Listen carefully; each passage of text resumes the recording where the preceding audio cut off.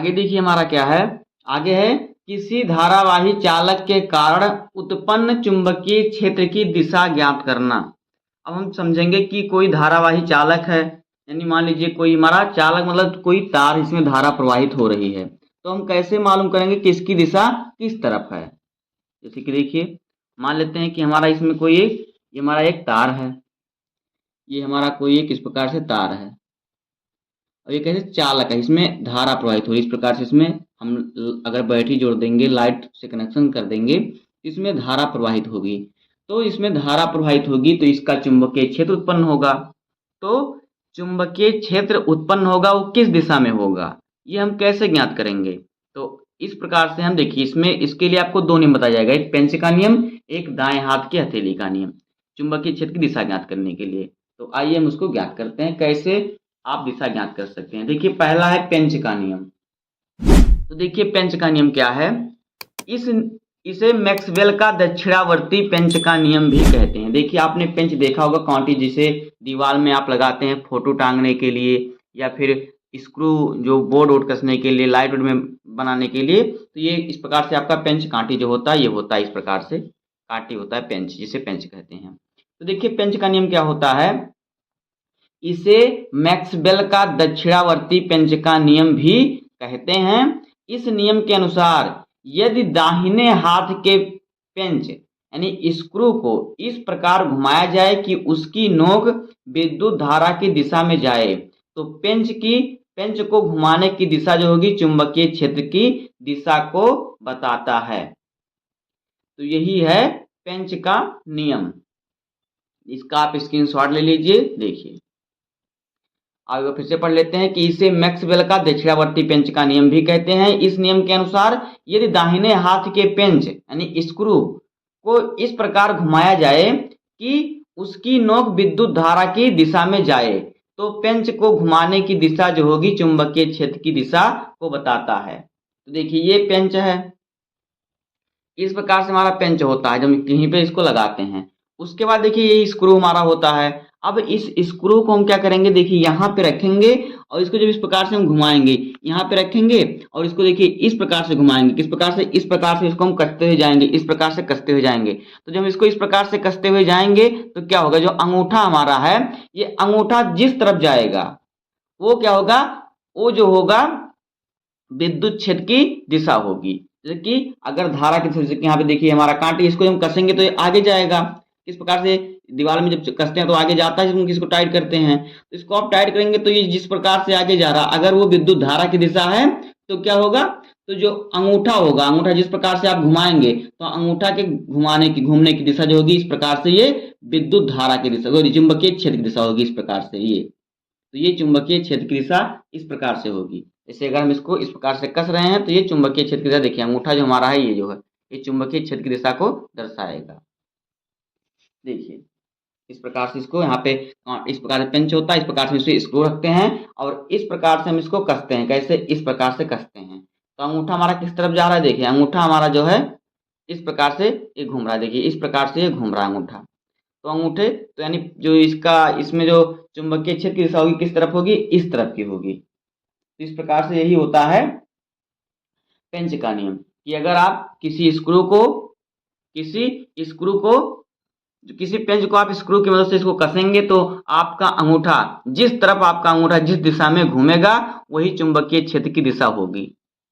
तो ये होता है मैक्सवेल का दक्षिणावर्ती नियम, कि अगर आप किसी दाहिने हाथ में आप स्क्रू ले लें, पेंच ले लें, इस जो क्या कहते हैं उसे पेंचकस ले लें और पेंचकस को आप क्या करें, स्क्रू में लगा के टाइट करें। जब स्क्रू धारा की दिशा में इसको टाइट करेंगे तो आगे जाएगी, मान लेते हैं धारा की दिशा हमारा आगे जा रही है, आगे धारा की दिशा इस प्रकार धारा बह रही है। तो जब ये स्क्रू आगे जाएगा यानी स्क्रू धारा की दिशा में जा रहा है, तो जब स्क्रू धारा की दिशा में जाएगा जो अंगूठे की दिशा होगी, अंगूठा घुमाने की जो दिशा होगी वो चुंबकीय क्षेत्र की दिशा को बताएगा, चुंबकीय क्षेत्र की दिशा को बताएगा। इस प्रकार से चुंबकीय क्षेत्र की दिशा बताएगा। तो इसी प्रकार से चुंबकीय क्षेत्र होता है इस पर, यानी इस प्रकार से मान लेते हैं कि इधर जो हो जाएगा ये धारा की दिशा हो जाएगी, तो इस प्रकार से जो होगा चुंबकीय क्षेत्र की दिशा होगी। देखिए अगर धारा की दिशा इस प्रकार से है धारा की दिशा, किसकी दिशा, आई की दिशा। तो हम यहाँ पे पेंचकस लेंगे इस प्रकार से, और इसको देखिए इस प्रकार से अंगूठे से घुमाएंगे, इस प्रकार से इसको हम टाइट करेंगे, अंगूठे से घुमाएंगे तो इसको टाइट करेंगे, यानी कि जो चुंबकीय क्षेत्र की दिशा होगी वो इस प्रकार से होगी, इधर की होगी, यानी बी जो है चुंबकीय क्षेत्र की दिशा इस प्रकार से होगी और धारा की दिशा आगे की तरफ होगी। तो ये है पेंच का नियम, इसे ही कहते हैं मैक्सवेल का दक्षावर्ती पेंच नियम। तो इतना हमने समझ लिया। इस प्रकार से आपको चित्र बना लेना है। आप चाहे तो स्क्रू का भी चित्र बना सकते हैं और हाथ का भी चित्र बना सकते हैं।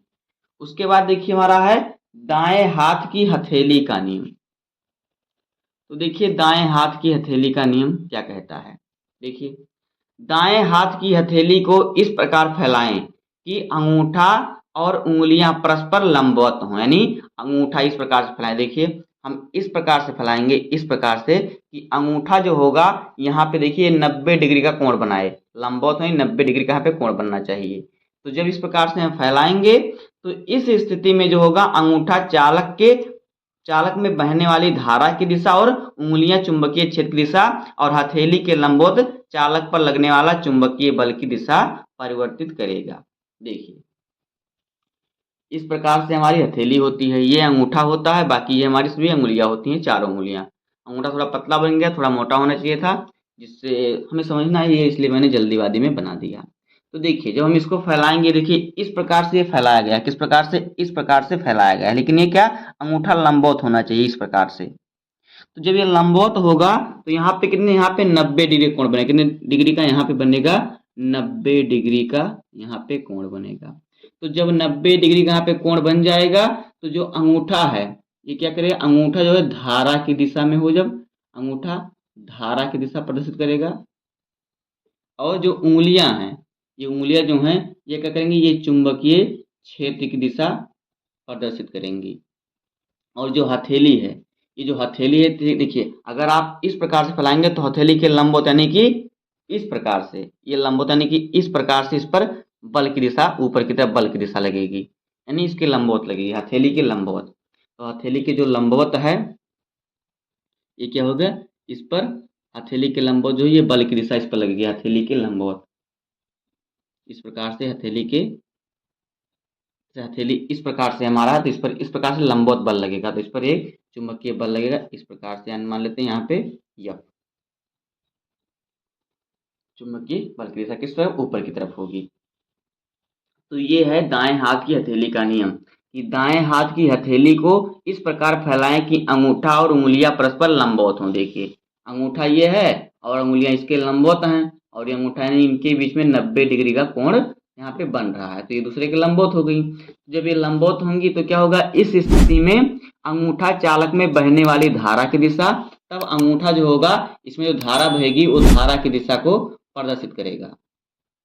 अंगूठा क्या होगा, चालक में बहने वाली धारा की दिशा प्रदर्शित करेगा और जो उंगलियां होंगी वो चुंबकीय क्षेत्र की दिशा प्रदर्शित करेंगी। यानी कहने का मतलब अगर धारा इस प्रकार से बह रहा है, चुंबकीय क्षेत्र इस प्रकार से लगेगा, तो धारा सीधा बह रहा है इस प्रकार, चुंबकीय क्षेत्र इस प्रकार से लगेगा। तो अंगूठा जो होगा वो धारा की दिशा को प्रदर्शित करेगा और अंगुलियां जो होंगी वो चुंबकीय क्षेत्र की दिशा प्रदर्शित करेंगी और जो हथेली है ये चुंबकीय बल की दिशा प्रदर्शित करेगा। यही है दाएं हाथ की हथेली का नियम। अब आगे देखिए, आगे हमारा क्या है,